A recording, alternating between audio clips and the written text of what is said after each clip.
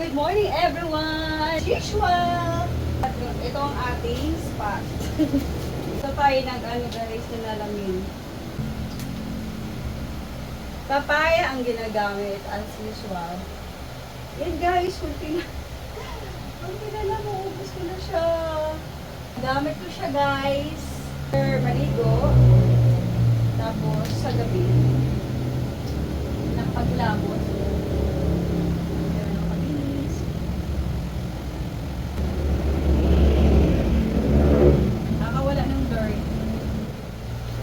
Pag-ID na tayo. Ready to go na. Nakapag-ID na tayo. For our day cream. For my day cream in my face. Not only my face, kasama din yung ating neck, of course.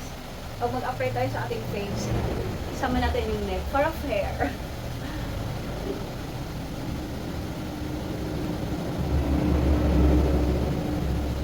Yan guys. Ito ay cucumber. Maganda siya guys. Super. Ito ay magtutuman sa akin. Akalain mo yun guys. Araw-araw ko siya ginagamit. Tapos, hindi pa siya naubos. Yan. Tipid kasi yan. Ibaw ng ating pabango. So, ito po ay imari. Free lang yan sa akin guys. Yes, kasi masipag tayo magpa-order. Kaya may free tayo. Hindi na tayo. Get it! Yan guys. May bitres tayo. Ayan, ang ating bitres. Ginagamit ko ito siya pang pagano sa aking hair. Then, super duper banat.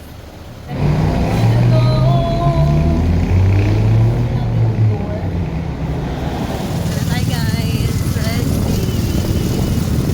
Search mo. Diba ang bilis?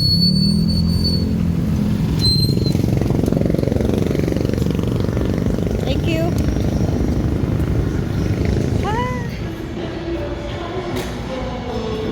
Let us pray.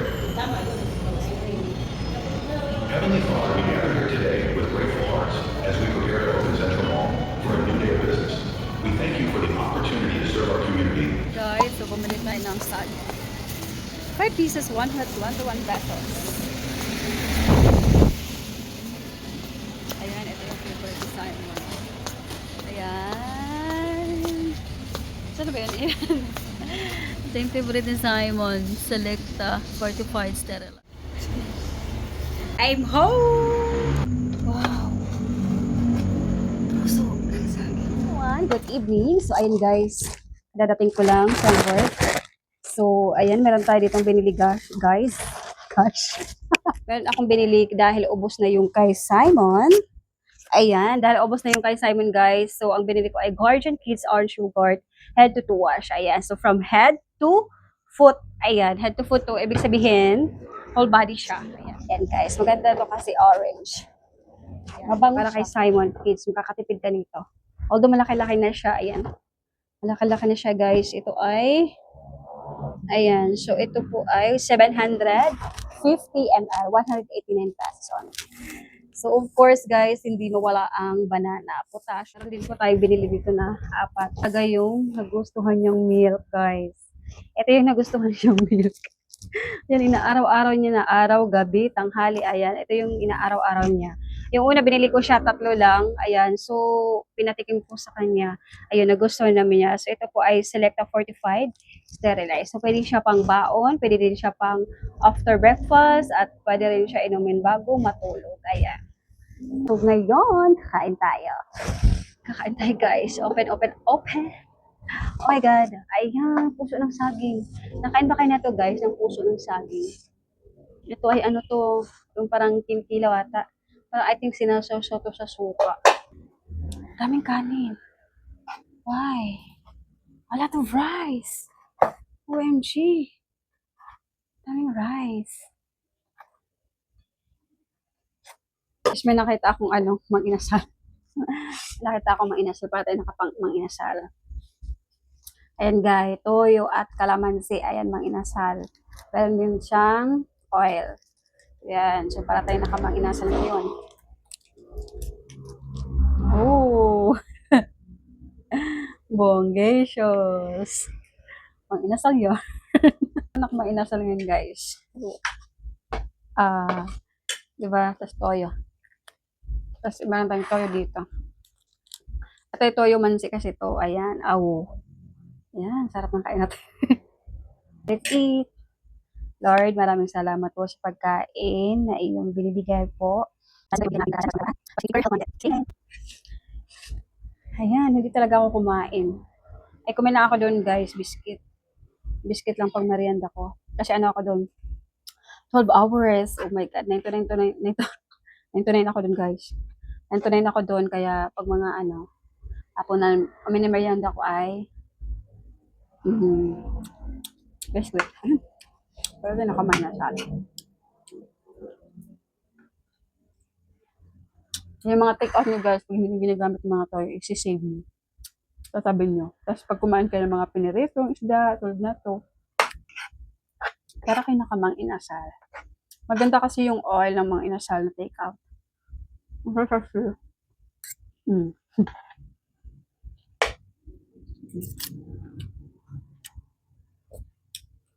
Para ito nakamang inasal guys. Papakala ko sa inyo nakain ko ha.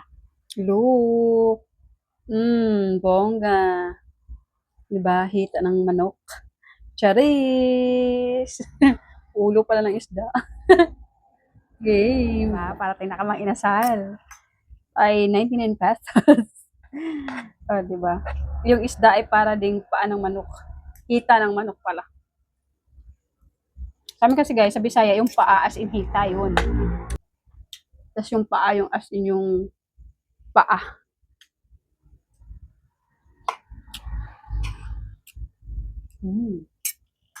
Mga inasal. Nagpatay na ka mga inasal ha. Anong tipin nyo guys? Tatabi nyo yung mga sauce. Pag may mga take out sa mga inasal.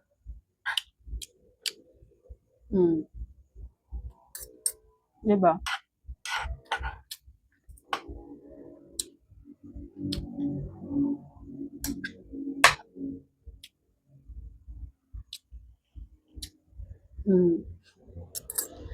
Sarap niya in fairness.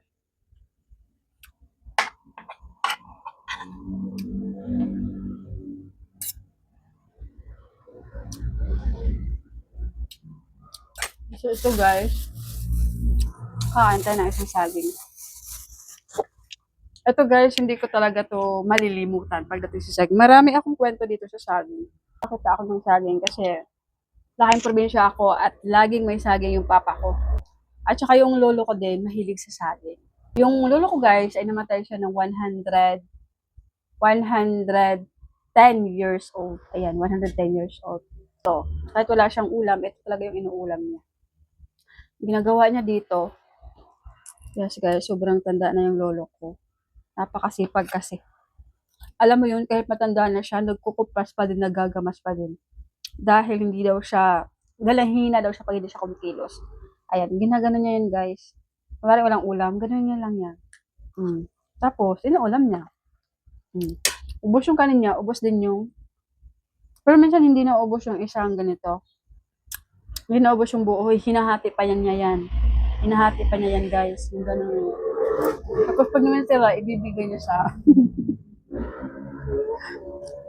sa amin. Kumbaga, pag isa, hinahati niya yan, ibibigay niya sa amin. Tapos siya yung mga ganyan, tipidin niya lang yan. Hanggat ubos yung kanin niya. Ubos yung kanin niya, ubos din yung saging niya. Ganun yung lolo ko katipid. Yan. Ganun mo siya guys. Mas kanin. At sa amin din guys, also yung mga bihag na manok. Yun, naalala ko dati yung lolo ko. Ang pangalan kasi ay, dito kasi ay sabong, di ba? So, doon sa amin ay tare. Ayan, tare. Tare sa amin ba? Magtare ta, ganon. So, dito sabong.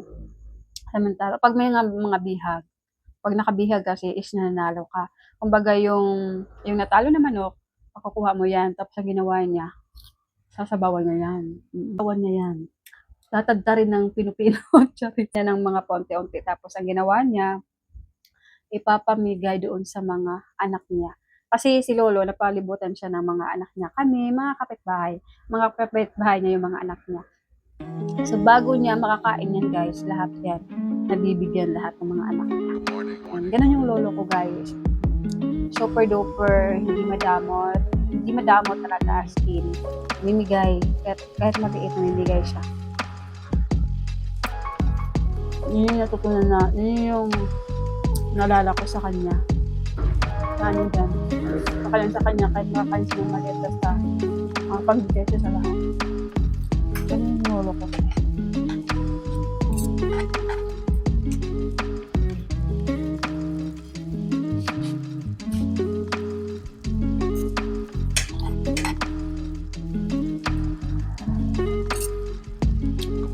Pansin ko lang no, yung mga lolo, mga lola, close sa mga apo, pero hindi close sa mga anak.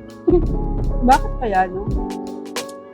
Ngayon talaga siguro no, may mga nanay, may mga lolo, lola natin na close natin, pero sa mga anak, hindi sila masyadong close. Na puno na sa kakulitan siguro dahil sa pagkabata.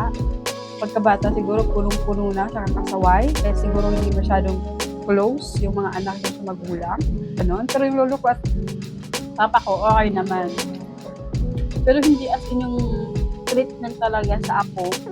Iba talaga yung treatment sa apo at iba yung treatment sa anak. Kasi yung parang treatment sa apo, parang spoiled ka lang. Kasi yung anak ko kasi, tinuturo ko talaga siya kung paano. Yung sa tamang landas, ganun talaga. Pero pagdating sa mga apo nila, spoiled. Spoiled kami. pero pagdating sa mga magulang, hindi kami spoiled. Ano lang, kasi tamang aral talaga. Pag mga magulang kasi tamang aral kasi yung mga pag-ano dyan. Pero pag mga lolo at lola, yung treatment dahil spoiled. Pero syempre, spoiled kasi may parents ka na. Lagi nakagabay sa'yo, lagi pagdating sa lolo, kalma lang. Diba? Ganun talaga guys, pagdating sa mga apo. Ang treatment is spoiled lang. Anak, diba? Pero kami guys, ako close naman ako sa papa ko. Dahil ako, bata pa ako, malambing talaga ako. At ako yung bunso. Bunso ako. At, yes, sobrang natutuwa naman ang papa ko sa akin. Dahil malambing talaga akong bata. Ang bata ako, lagi kong kinikiss yung aking papa. Lalo na pagpagod. Kaya ako lalug. Lalug kasi guys pag mga Bisaya. Malaki na ang aking lalug. Lawug. Oh, Junior. Malaki ng lawug mo. Malaki na yung bunso mo ah. Kasi ako dati, maliit talaga ako daw dati. Kaya pag nakita nila ako, wow, ang laki na ng ano mo, ng bunso mo. Isip ko, bakit? Hindi pa talaga ako dati. Ganun. Kaya nagugulat ako guys, minsan mga kaibigan ng papa, ang laki na ng bunso mo, Junior. Sabi ng papa, oo, bunso ko yan. Proud na proud ang papa sa akin.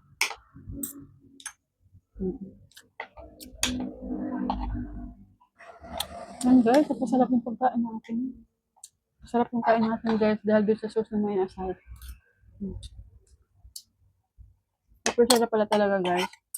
Kahit ilagay mo siya sa piniritong isda. Ayan, yung mantika at saka yung sauce ng may asal. Pag pinagsama sarap. Ito lang hindi ko check out.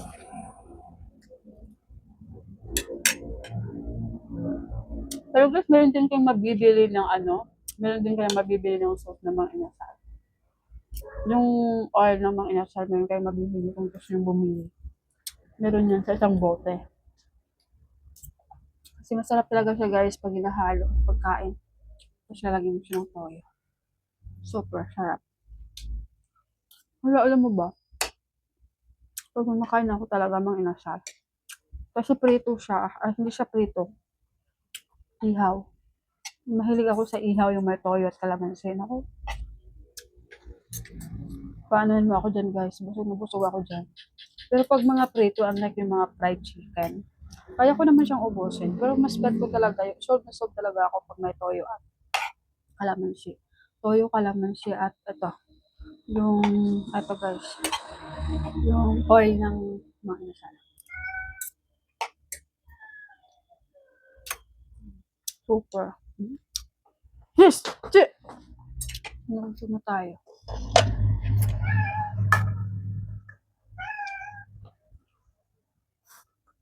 Pero daming kanin, ha? Baka nandito sila, Duday kanina. So, ito guys, bumili ako ng saging pag mga baon sa school. May fruits. Kailangan yan. Of course, kailangan din natin guys, potassium yung saging. So, kahit kakain tayo ng mga ilang araw, hindi talaga natin afford araw-araw. Yan, kahit sa isang linggo, isang saging, okay lang yan, mahalaga meron.